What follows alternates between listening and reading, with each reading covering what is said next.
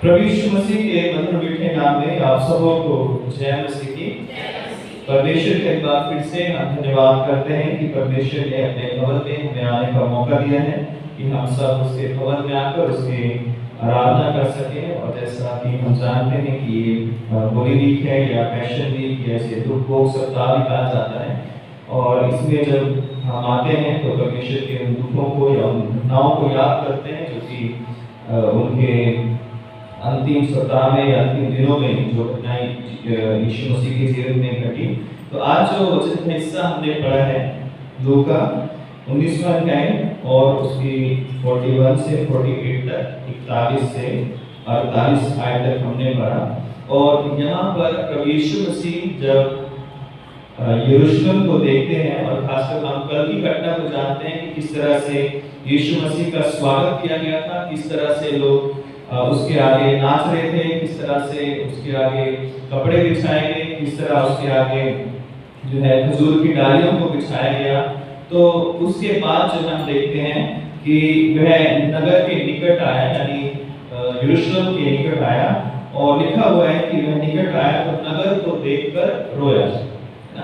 तो एक कॉन्ट्रास्ट है कल की घटना में और आज की घटना में, है ना। कॉन्ट्रास्ट ये है कि जब प्रभु यीशु मसीह यरूशलेम में आए, जैसा मैंने कल भी बताया था कि किस तरह से उनका स्वागत किया गया। तो इतना बड़ा स्वागत होने के बाद एक व्यक्ति जब खुश होता है, आनंदित होता है, बहुत वो उत्साहित हो जाता है कि देखो किस तरह से मेरा स्वागत किया गया, किस तरह से मेरा लोगों ने है मेरे लिए जो है गीत गाए हैं, वो शाना का नारा लगाया है और कहा है कि हे प्रभु हमें अभी बचा सेव अस, है ना। और यहाँ पर हम देखते हैं कि दूसरे ही दिन जो है जब प्रभु यीशु यरूशलेम के निकट आते हैं तो वो रो रहे हैं, है ना। एक तरफ लोग जो है हंस रहे हैं, आनंदित हो रहे हैं और खुशियां मना रहे हैं, गीत गा रहे हैं, खजूर की डालियां बिछा रहे हैं। लेकिन अगले दिन यीशु मसीह उसी शहर को देखकर, उसी नगर को देखकर रो रहे हैं, है ना। तो जो यहाँ पर हम देखते हैं कि जो यरूशलेम शहर था, जैसा मैंने भजन 122 में भी पढ़ा था कि जो एक ऐसा स्थान था जहाँ पर लोग जो है आत्मिक रीति से उससे जुड़े हुए थे। और हर एक आराधना, जो मुख्य आराधना होती थी वो यरूशलेम में होती थी। लोग दूर दूर से यात्राएं करके जो है यरूशलेम में आते थे और पूरे देश का सेंटर जो था वो यरूशलेम था, जो कि हर व्यक्ति वहां आकर प्रभु की आराधना करना चाहता था। उस शहर से, उस यरूशलेम नगर से लोग प्रेम करते थे, उसके लिए दुआएं करते थे, उसके लिए उसकी शांति की दुआएं मांगते थे कि यरूशलेम की शांति हो। और आज तक लोग जो है यरूशलेम की शांति के लिए दुआएं मांगते हैं। फिर ऐसा क्या हुआ कि यीशु मसीह जो है जब उसका इतना अच्छा स्वागत किया गया, उसके बाद भी यीशु मसीह रो रहे थे, ना। तो इसका मतलब है कि कुछ ना कुछ रियलिटी जो है वो छिपी हुई है, कुछ ना कुछ बात छिपी हुई है जो लोग नहीं जानते हैं, लेकिन यीशु मसीह जानते हैं। और लोग जो है वो बाहरी रीति से देख लेते हैं कि एक राजा हमारे बीच में आ गया है, नबी आ गया है हमारे बीच में, हमारा छुटकारा देने वाला आ गया है। लेकिन यीशु मसीह जानते थे कि उस शहर की दशा असलियत में क्या है, उस नगर की दशा असलियत में क्या है। तो कई बार मेरे और आपका जो बाहरी जीवन होता है वो देखने में बड़ा अच्छा हो सकता है, गाने हम गा सकते हैं, प्रेज एंड वर्शिप कर सकते हैं, हम और बहुत सारे काम हम कर सकते हैं, लेकिन आंतरिक रीति से क्या प्रभु यीशु मसीह हमारे जीवन से खुश है या खुश नहीं है, ये हम व्यक्तिगत रीति से इस बात को हम जानते हैं, ना। तो बाहरी रीति से यरूशलेम में जो लोग आए थे, जो यरूशलेम के कुछ लोग थे, वो सब आनंदित थे, लेकिन यीशु मसीह उनके उस स्वागत को देखकर खुश नहीं थे। यीशु मसीह उनके उस आदर जो उन्होंने दिया था, जो कपड़े बिछाए थे, उसको देखकर वो खुश नहीं थे, क्योंकि यीशु मसीह वो आदर नहीं चाहते थे, बल्कि वो चाहते थे कि यरूशलेम शहर बचाया जाए, यरूशलेम जो है आत्मिक रीति से बचाया जाए। और इसलिए लिखा है कि जब यरूशलेम के पास आया तो वह रोया। और यूहन्ना में जब लाजर की मृत्यु पर गए थे यीशु मसीह, तब भी मैंने बताया था कि यीशु मसीह रोए थे। और यहाँ पर यरूशलेम को देखकर यीशु मसीह रो रहे थे। तो उसके कुछ कारण जो है मैं बताना चाहता हूँ क्यों यीशु मसीह जो है वो बाहरी जो दिखावा था, बाहरी जीवन की जो वो नाच गान उन्होंने किया या जो खजूर की डालियां डाली, वो सब अच्छी बात थी। मैं ये नहीं कह रहा कि वो गलत था, और यीशु मसीह ने भी उसे कभी गलत नहीं कहा कि उन्होंने गलत किया था, लेकिन वो यरूशलेम के लोगों से जो आत्मिक दशा उनकी होनी चाहिए थी, उससे वो खुश नहीं थे, और इस कारण वो वहां पर जब आते हैं तो नगर को देखकर रोते हैं, और यीशु मसीह जो है वो उस शहर को देखकर उसके लिए आंसू बहाते हैं। तो इसके कुछ रीजन हो सकते हैं। पहला रीजन ये है कि यरूशलेम वो शहर था जो परमेश्वर का चुना हुआ था, परमेश्वर के द्वारा उसको एक ऐसा स्थान दिया गया था जो शायद दुनिया में किसी भी शहर को वो स्थान नहीं है, जो यरूशलेम के तो आज भी जो है जो स्थान दिया गया है। उसके बावजूद जो है ये जो सिटी थी वो नबियों की हत्याओं का एक गढ़ बन गई थी, है ना। हम कह सकते हैं it was a chosen city but it has become a murderers of profits है। तो ये ऐसी सिटी बन गई थी जो नबियों को पथरवा करके या उनको किसी भी तरह से मारने वाली सिटी बन गई थी ना। इसे चुना गया था कि लोगों के उद्धार, मुक्ति, शांति का एक स्थान बने, लेकिन ये नबियों को मारने वाली सिटी या शहर बन गया था। अगर हम लूका नहीं पढ़े 13वें अध्याय में और उसकी 33 और 34 आयत में लिखा हुआ है कि तो भी मुझे आज और कल और परसों चलना अवश्य है, क्योंकि हो नहीं सकता कि कोई भविष्यद्वक्ता यरूशलेम के बाहर मारा जाए। हो नहीं सकता कि कोई नबी यरूशलेम के बाहर मारा जाए। फिर यीशु मसीह ने कहा 13 के 24 में, लूका 13:24 में, हे यरूशलेम तू जो भविष्यद्वक्ताओं को मार डालती है और जो तेरे पास भेजे गए उन्हें पत्थरवा करती है, कितनी बार मैंने चाहा कि जैसे मुर्गी अपने बच्चों को अपने पंखों के नीचे इकट्ठा करती है, वैसे ही मैं भी तेरे बालकों को इकट्ठा करूं, पर तुमने यह नहीं चाहा। क्यों यीशु मसीह उस शहर के लिए रो रहे हैं? क्योंकि हे यरूशलेम तू जो भविष्यद्वक्ताओं को मार डालती है और जो तेरे पास भेजे गए उन्हें पत्थरवा करके मार डालती है। तो एक रीजन ये था कि यीशु मसीह उनकी जो दशा को देखकर वो रो रहे थे कि वो भविष्यद्वक्ताओं का आदर नहीं करते थे, परमेश्वर के लोगों का आदर नहीं करते थे ना। और मूसा के समय शुरू से ही है ये बताया गया था कि मेरे जो लोग हैं वो दोगुने आदर के योग्य हैं, मेरे जो लोग हैं, मेरे जो चुने हुए हैं, उन्हें आदर मिलना चाहिए। लेकिन ये जो यरूशलेम के लोग थे वो पत्थरवा करके लोगों को मारकर जो है वो फेंक देते थे, कभी पहाड़ों पर, कभी जंगलों में जो है, कभी शहर में जो है जो लोग भविष्यद्वक्ता थे, नबी थे, उन्हें पत्थरवा करके। और ये कोई बात और नहीं कह रहा है, खुद यीशु मसीह इस बात को कह रहे हैं।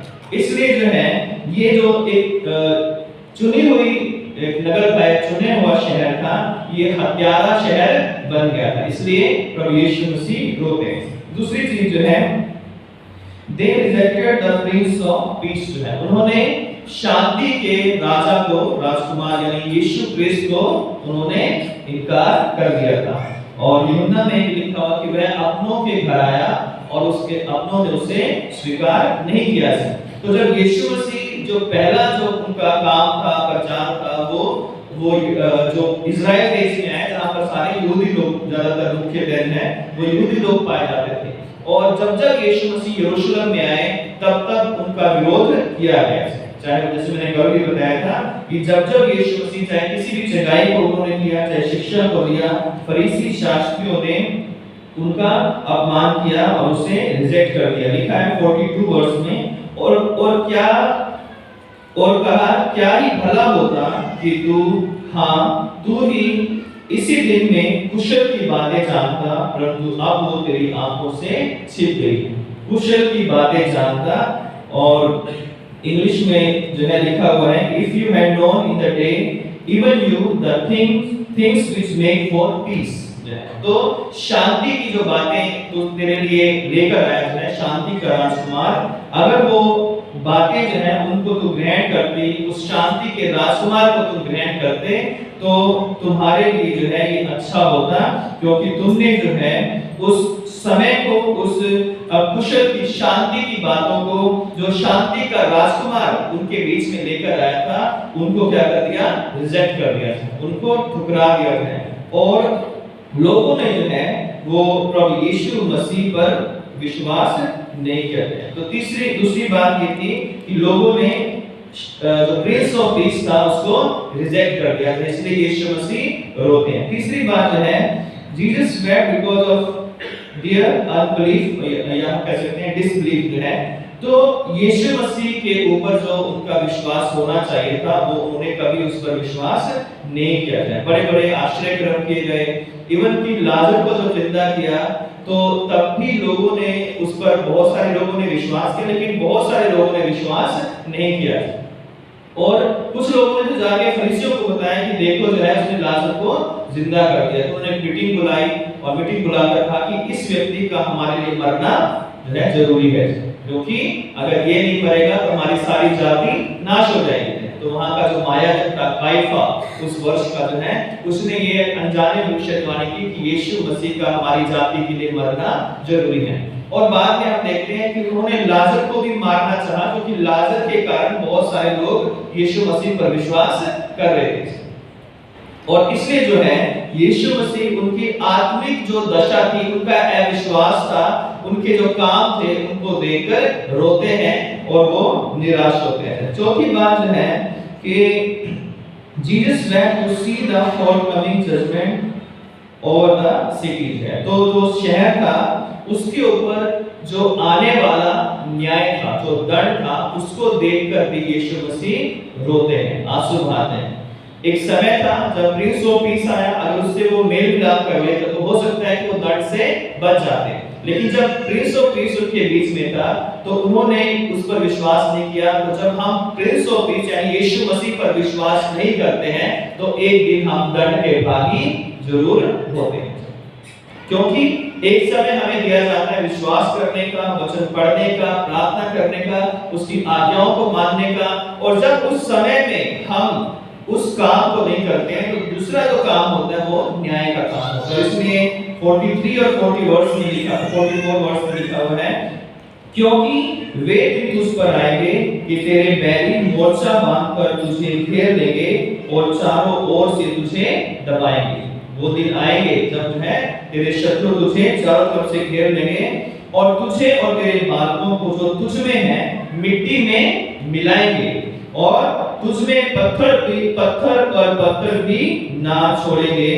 क्योंकि तू वो अवसर जब तुझ पर कृपा दृष्टि की गई तूने उसको नहीं पहचाना। तो वो दिन आएंगे जब तेरे बालकों को वो जो तुझमें है मिट्टी में मिला देंगे। तो एक समय आएगा जब परमेश्वर के वचनों को हम छोड़ देंगे, त्याग देंगे, उसे नहीं मानेंगे, तो शैतान हमें बर्बाद कर देगा, क्योंकि चोर चोरी करने, हत्या करने और नष्ट करने के लिए आता है। अगर हम प्रभु यीशु मसीह के साथ नहीं खड़े हैं या उसको हमने अपना राजा नहीं बनाया है, यदि उस पर हमने विश्वास नहीं किया है, तो निश्चित ही शैतान हमें बर्बाद कर देगा। और यहूदियों के साथ भी ऐसा ही हुआ, जब इन्होंने विश्वास नहीं किया तो यीशु मसीह को मारा जाता। लगभग 30 जो सन था, एक जो पहली सदी का 30 सन था, उसमें यीशु मसीह को क्रूस पर चढ़ाया गया था। और सन 64 से लेकर और 70 तक जो है वो यरूशलेम के अंदर बहुत सारी घटनाएं हुई और वहां पर रोमियों के खिलाफ जो है एक रिवोल्ट किया गया है, एक विद्रोह किया गया। और सन 70 में जो टाइटस नाम का एक सेनापति था, जो रोम की तरफ से सेनापति ठहराया गया था, तीतुस हिंदी में, उस टाइटस ने जो है आकर यरूशलेम को पूरी तरह से घेर लिया, उसके चारों तरफ से उसका खाना पीना जो आता था अंदर शहर में बंद कर दिया और अंत में उसने सारे यरूशलेम को गिरा दिया। एक-एक मकान, एक-एक घर जो है उसने आग लगाकर तोड़ दिया। यरूशलेम का मंदिर, जिस पर यहूदियों को इतना बड़ा घमंड था कि ये हमारा मंदिर है, हमारा मंदिर है, उसकी एक-एक ईंट को जो है उसने उखाड़कर फेंक दिया। सिर्फ जो है एक दीवार बची है ना, एक दीवार बची जिस पर आज भी यहूदी लोग मत्था टेक कर जो है उस पर वो रोते हैं, उस पर प्रार्थनाएं करते हैं। ना। आज भी उस एक मंदिर की दीवार बची हुई है जिस पर वो लोग आज है अपने सिर रखकर, आप देखोगे कभी वीडियो में या कहीं भी आप खोज करोगे तो अपने सर उस दीवार के ऊपर रखकर वो रोते हैं ना। क्यों? क्योंकि जब यीशु मसीह आए उन्होंने उसका इनकार कर दिया, उसको ठुकरा दिया, उसकी शांति की जो बातें थी उसको जो है उन्होंने ठुकरा दिया। और जब हम प्रभु यीशु मसीह को ठुकरा देते हैं तो दंड को हमारे ऊपर से कोई बचा नहीं सकता। और इसलिए जो है रोमियो 8 में पौलुस कहता है कि अब जो बस यीशु में हम पर दंड की आज्ञा नहीं है ना, तो हम दंड से कैसे बचेंगे? दंड से बचने का एक ही रास्ता है, वो हमारा प्रभु यीशु मसीह है ना। शरीर तो नष्ट होगा, वो तो कैसे भी होगा, इसे तो होना है, लेकिन जो हमारी आत्मा का जो दंड न्याय किया जाएगा, जब हमारी आत्माएं परमेश्वर के सामने खड़ी होंगी, जब दंड और दिया जाएगा या अनंत जीवन में लोगों को भेजा जाएगा, उस समय जो है अगर हमने प्रभु यीशु मसीह पर विश्वास किया होगा तो हम उस दंड से बचाए जाएंगे। अगर आज हम उस पर विश्वास करके भी उसको हम ग्रहण नहीं करते हैं, अपने जीवन में उसे लेकर नहीं आते हैं, तो निश्चित जाने कि कोई दंड से बच नहीं सकता। और इसलिए यीशु मसीह खुश नहीं थे उनके खजूर की डालियों से, उनके कपड़ों से, क्योंकि वो जानते थे कि इस शहर ने मेरा बहुत बार अपमान किया है, मुशरिकाओं को इसने मार दिया है, और ऐसे दिन आने वाले हैं जो ये पूरी तरह शहर नष्ट हो जाएगा। और तब से जो है जो मंदिर जो कि उनके एक गर्व का कारण था, आज वो मंदिर जो है वो उसके ऊपर एक बहुत बड़ा विवाद है। एक अन्य धर्म के लोगों के साथ आधा हिस्सा यहूदियों के पास है, आधा हिस्सा एक अन्य धर्म के पास लोगों के पास है। तो वो स्थान जो उनके गर्व का स्थान था, आज वो उनके विलाप का स्थान है, जिस पर सिर रखकर वो हमेशा विलाप करते हैं। क्यों? क्योंकि उन्होंने उस परमेश्वर को जो मनुष्य का रूप धारण करके उनके बीच में आया उसको स्वीकार नहीं किया था। और इस कारण यीशु मसीह रो रहे थे क्योंकि उनके ऊपर एक भारी दंड आने वाला था। तो ये बात मेरे और आपके लिए भी है कि अगर आज मैं और आप भी विश्वास करते हैं और उसे ग्रहण नहीं करते हैं, उस पर उसकी आज्ञाओं को नहीं मानते हैं या आधा पूरा विश्वास करते हैं, तो हम भी न्याय से बचने नहीं पाएंगे। पांचवी बात है, Jesus wept because they lost the opportunity which they had in Jesus Christ है। तो वो यीशु मसीह रो रहे हैं क्योंकि उन्हें अवसर मिला, अपॉर्चुनिटी मिली थी ताकि उस अवसर को बहुमूल्य जाने और अपने अपने जीवनों को बचा लेते, लेकिन उन्होंने उस अवसर को खो दिया, उन्होंने उस अपॉर्चुनिटी जो उन्हें मिली थी उसको गवा दिया। और इसलिए प्रभु यीशु मसीह 44 के सेकंड पार्ट में कहते हैं, क्योंकि तूने वह अवसर जब तुझ पर कृपा दृष्टि की गई ना पहचाना जाए। उस अवसर को खो दिया जब तुम्हारे लिए आशीषों का समय था, उस दिन को खो दिया जब मैं तुम्हारे लिए जो है शांति, प्रेम, करुणा, दया और भाईचारे की प्रीति जब मैं लेकर आया, तब तुमने मेरा इनकार कर दिया था। लेकिन एक समय आएगा जब उस समय को अगर हम गवा देंगे, जब परमेश्वर हमसे बात करना चाहता है, परमेश्वर हमें आशीषित करना चाहता है, परमेश्वर चाहता है कि हम उसकी आज्ञाओं का पालन करें, और जब हम उस अवसर को खो देते हैं तो बहुत कम ऐसा होता है कि दोबारा हमें अवसर मिले ना। इसलिए जो अवसर होते हैं, कई बार कहा जाता है कि अवसर जो है वो एक ही बार दरवाजा खटखटाता है। अगर हमने अवसर को बहुमूल्य समझा तो हमारा जीवन बदल सकता है, अगर अवसर को हमने गवा दिया तो हमारा जीवन जो है वो नष्ट भी हो सकता है। तो यीशु मसीह में उनके पास अनंत जीवन पाने का अवसर था, लेकिन उन्होंने उस अवसर को खो दिया था। और इसलिए जो है प्रभु यीशु मसीह यरूशलेम को देखकर रोते हैं। फिर आगे हम देखते हैं कि यीशु मसीह रोया, है ना। Jesus wept because the temple was the house of prayer, but they made it the den of robbers। ये जो घर था, परमेश्वर का जो घर था, वो प्रार्थना का घर बनाया गया था, लेकिन उन्होंने उसे क्या बना दिया था? डाकुओं की खोज है। तो यहाँ पे लिखा है 47 में, saying to them, it is written, and my house shall be a house of prayer, but you have made it a robbers' den। तुमने इसे वह डाकुओं की खो बना दिया जाए। तो उन्होंने उस घर को जो आराधना के लिए, परमेश्वर को महिमा देने के लिए, परमेश्वर के घर में आकर पापों की क्षमा मांगने के लिए, अपने जीवन को जो है बचाने के लिए वो मंदिर या तो जगह यरूशलेम को दिया गया था, लेकिन उन्होंने उसे डाकुओं की खो बना दिया था, क्योंकि उन्होंने उसे लोगों को लूटने का, पैसा कमाने का एक ऐसा जरिया बना लिया था, जहां पर जो है वो लोगों को लूट कर जो है अपने घरों को भरते थे। जैसे मैंने कल भी बताया था कि वो 1 रुपए, अगर वो 100 रुपए की कोई चीज है तो उसे 1000 रुपए में लोगों को देते थे ना। उनके जो मेमने वो लेकर आते थे, उनको रिजेक्ट कर देते थे कि नहीं, ये शुद्ध नहीं है, ये अशुद्ध है, हमारे से खरीदो।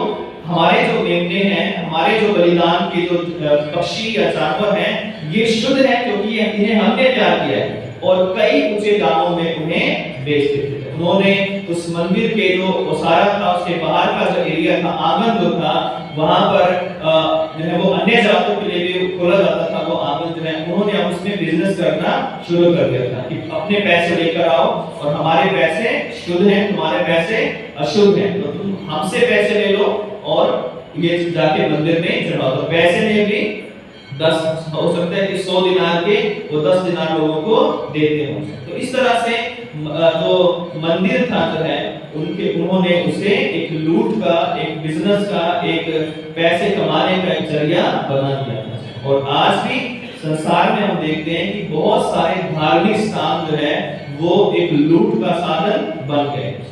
लोगों के पैसे को जो है लेकर जो है लोग जो है अपने व्यक्तिगत जीवन में जो है उसको जो है गलत तरीके से इस्तेमाल करते हैं। इसलिए जब कई बार रेड पड़ती है, कई बार जो है सीबीआई या अन्य ईडी जब छापे मारते हैं, तो बड़े-बड़े करोड़ों अरबों रुपए जो है लोगों के उन स्थानों से, अगुओं से, लीडरों से, धार्मिक अगुओं से, है ना, तो निकलते हैं। क्यों? क्योंकि उन्होंने लोगों का पैसा इकट्ठा कर करके अपने लिए, अपने फैसिलिटी के लिए 10-10, 12-12 कारें जो हैं, बड़ी-बड़ी महंगी-महंगी 1-1, 2-2 करोड़ की कारें जो हैं, बड़े-बड़े बाउंसर जो हैं, बड़े-बड़े लोग जो हैं, उनकी सेफ्टी सिक्योरिटी के लिए रखे जाते हैं। ऐसे करके लोगों ने जो है धर्म को या धार्मिक स्थानों को जो है अपने लाभ का एक कारण बना दिया है।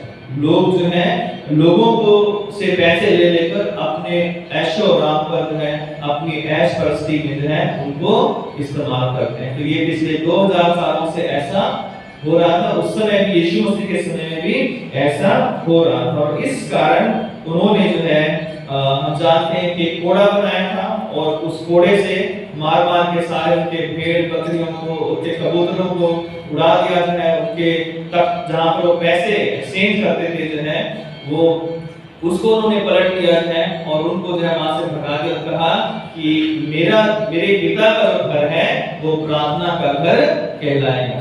तो ये जो है 6 रीजन मैंने बताए हैं कि क्यों जो है यीशु मसीह जो है यरूशलेम को देखकर रोते थे। पहली बात मैंने बताई कि यरूशलेम जो था एक चुना हुआ शहर था, लेकिन वो मुशरिकों को मार देता था।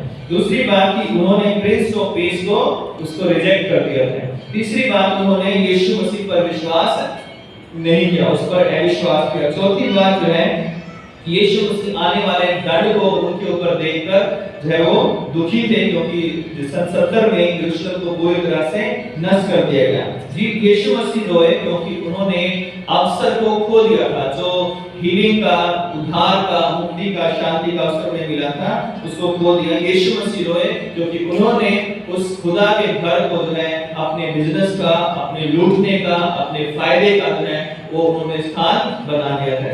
तो आज मैं और आप कहां पर हैं, कैसे हैं, ये मैं और आप अच्छे से जानते हैं।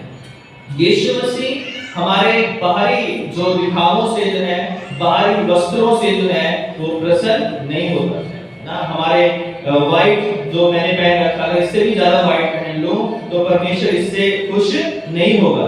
जब तक परमेश्वर पर हमारा भरोसा नहीं है, उसके अनुसार हम अपने जीवन को नहीं जी रहे हैं, अब हमारे कामों में, हमारी बातों में, हमारे जीवन से उसकी गवाही नजर नहीं आ रही है, तो हमारा जो जीवन जो है वो दंड के लिए तैयार हो रहा है। और यीशु मसीह आज भी हमारे लिए रोते हैं। वो 2000 सालों से तब तब जो है वो उनके लिए रो रहे थे, यरूशलेम के लिए रो रहे थे। आज वो हर एक उस कलीसिया के लिए, हर एक उस विश्वासी के लिए, हर एक उस परिवार के लिए रोते हैं जो परमेश्वर को छोड़कर गलत रास्तों पर चल रहे हैं, जो जीवित परमेश्वर को छोड़कर अंधकार के कामों में चल रहे हैं, जो जीवित परमेश्वर की आराधना भी करते हैं और शायद किसी और की भी आराधना वो करते हैं। वो जीवित परमेश्वर के आगे घुटने टेकते हैं, लेकिन किसी और के आगे भी वो घुटने टेकते हैं।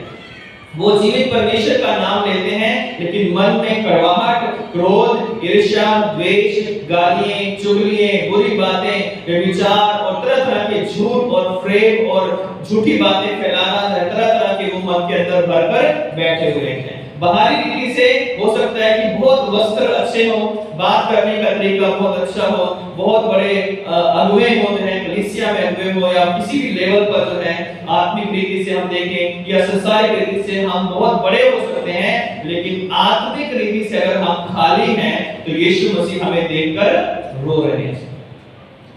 और यीशु मसीह जो है इसलिए रो रहे हैं कि जब न्याय आएगा तो मैं और आप उस न्याय में खड़े नहीं होने पाएंगे, जबकि हमारे पास बाइबल है। उन लोगों के पास सिर्फ पुराना नियम था, यहूदियों के पास, फरीसियों के पास, हमारे पास पुराना नियम भी है और हमारे पास नया नियम भी है। और पिछले 2000 सालों से ये गवाही जो है लोग अपना खून बहा कर रहे हैं, ये इस वचन को आगे से आगे बढ़ा रहे हैं। लोग मारे गए हैं, लोग जलाए गए हैं, लोग जो है जेलों में डाल दिए गए हैं, लोगों ने तरह-तरह के दुख सह कर इस वचन को हम तक पहुंचाया है। और आज अगर हम खाली हैं, अगर हमारे पास परमेश्वर का वचन पहुंचने के बाद भी हमने उसे ग्रहण नहीं किया, हम सोचते हैं कि बस हमारे बाप दादा ईसाई हैं, मैं ईसाई हूं, तो मेरा काम तो हो गया, मुझे तो स्वर्ग में सीधा टिकट मिल जाएगा। ऐसा बाइबल ने कहीं नहीं लिखा कि आपके माँ-बाप अगर ईसाई हैं तो आप स्वर्ग में चले जाएंगे। हाँ, ये जो लिखा है कि अगर तू विश्वास करेगा, तू परमेश्वर का भय मानेगा, तो मैं तेरी 1000 पीढ़ियों को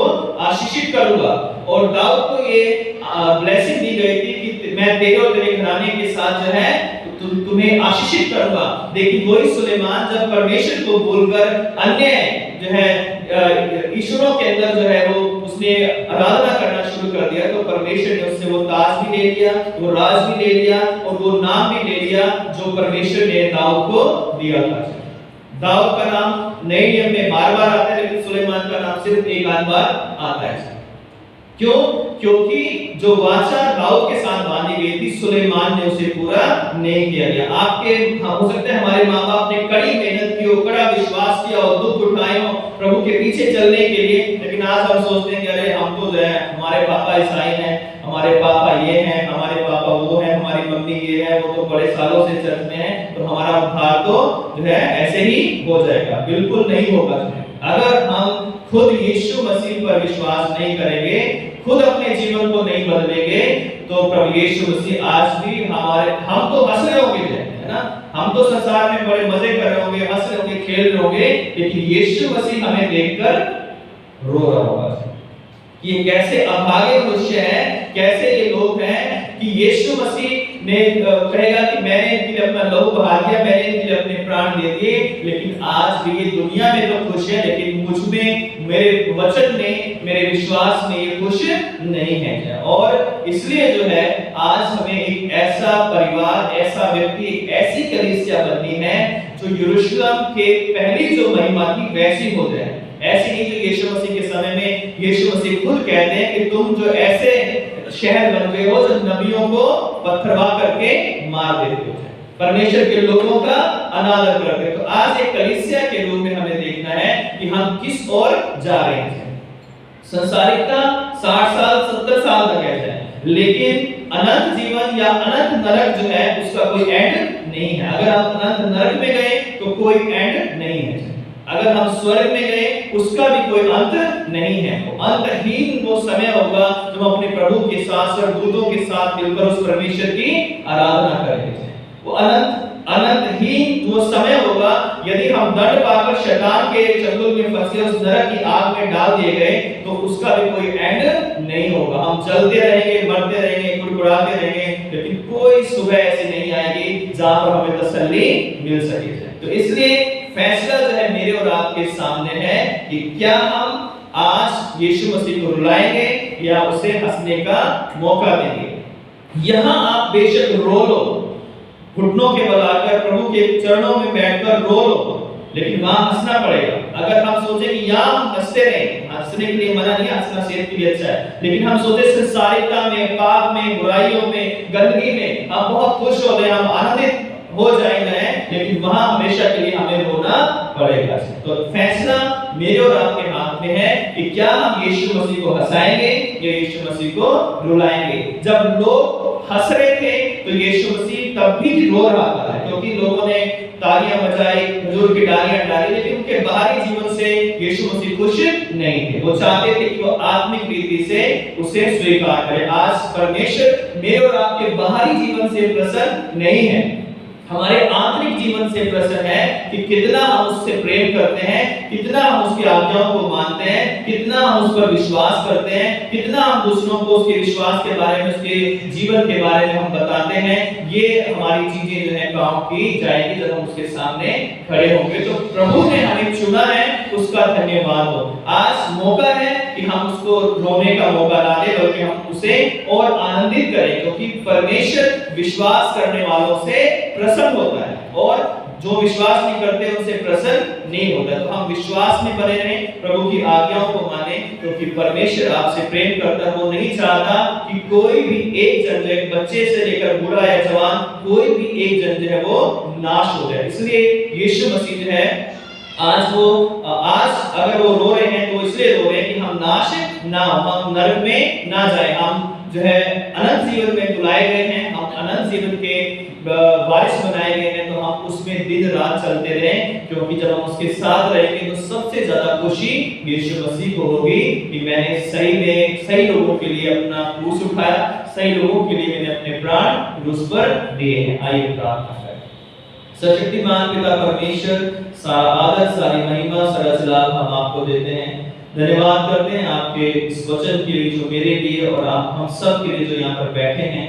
पिता परमेश्वर, एक आशीष और एक चेतावनी का वचन है कि आज हम अपने हृदय को कठोर ना करें, बल्कि हम आज आपको स्वीकार करें, आज आपको ग्रहण करें, जिससे हम पिता अनंत जीवन के वारिस हमेशा के लिए बन जाएं। इस पूरी कलीसिया को आप आशीषित कीजिए, यीशु ख्रिस्त के सामर्थी नाम से मांगते हैं, आमीन।